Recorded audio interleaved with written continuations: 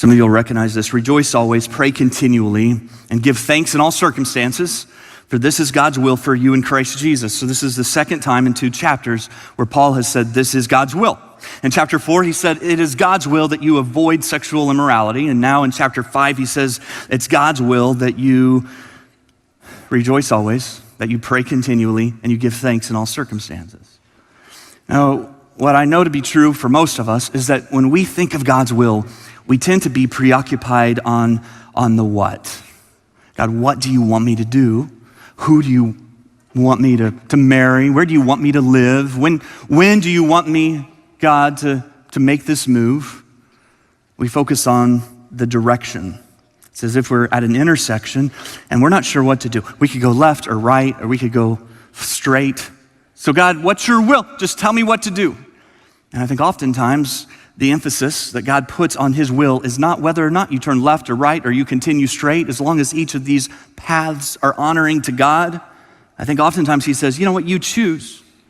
My will has more to do with who you are on the path than what path you take.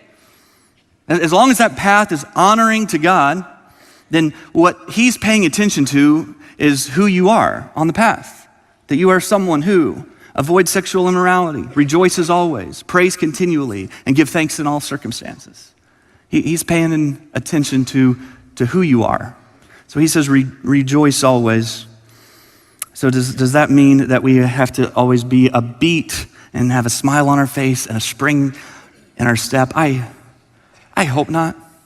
That just sounds exhausting to me. There's 2 verses in the Bible that I want to contrast with one another. One is 1 Thessalonians 5:16, and this is the shortest verse in the Greek New Testament. It's rejoice always. But contrast that to the shortest verse in the English New Testament, John 11:35, Jesus wept. So you have the 2 shortest verses in the New Testament, rejoice always, Jesus wept. So how does that fit together? Can you weep and rejoice? Yeah, you can. Can you grieve with joy? Yeah. Can you cry? Can you cry while rejoicing always? Absolutely. Rejoice always is not this, constant, annoying, giddy laughter that marks your life.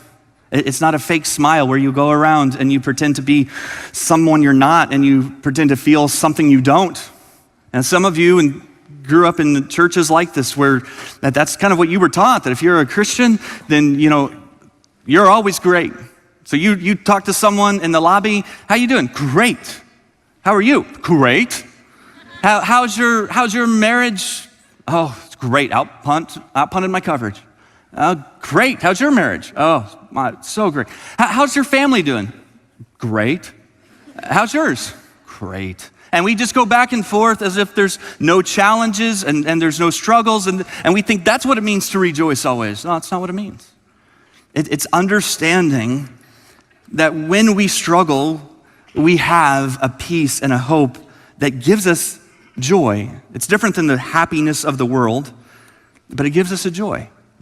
And we have a confidence of where our strength comes from. So remember, as you're reading this, that Paul is writing to new believers who were persecuted in their faith. They had been treated unjustly, and they had lost their possessions. Some of them had already been killed. And yet Paul says, rejoice always. It would feel to them like the appropriate thing to do instead of rejoicing always would be to complain constantly. And we think that by complaining constantly that will change our circumstances, and then when our circumstances change, then we'll be happy, but that's not how it works.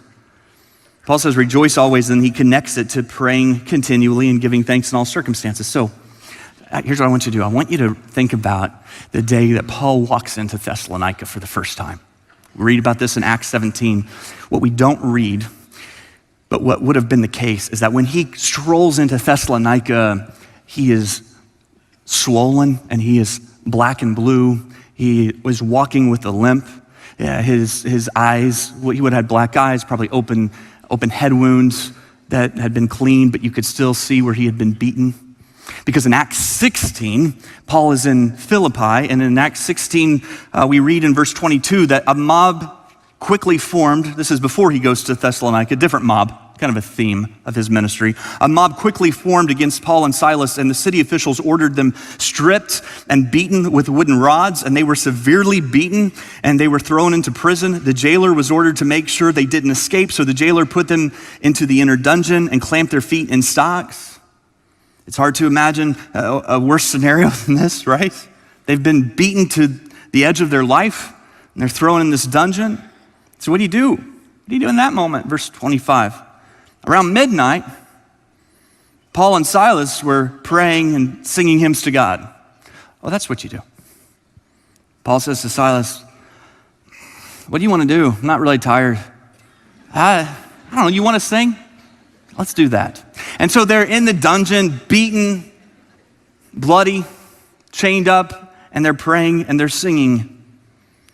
And I love that defiant spirit of worship. If you read the story, God miraculously rescues them from prison, and the jailer who was watching them, he and his entire family are baptized that night, and Paul then heads to Thessalonica, where he begins to preach the gospel. But he does so broken and bruised and bloodied. And so these Thessalonians had this modeled for them, and that matters. See, it's one thing for somebody to say, rejoice always, pray continually, and give thanks in all circumstances, when it doesn't feel like they've ever really had that tested. But Paul knew what it was like to be facing that kind of suffering and that kind of persecution.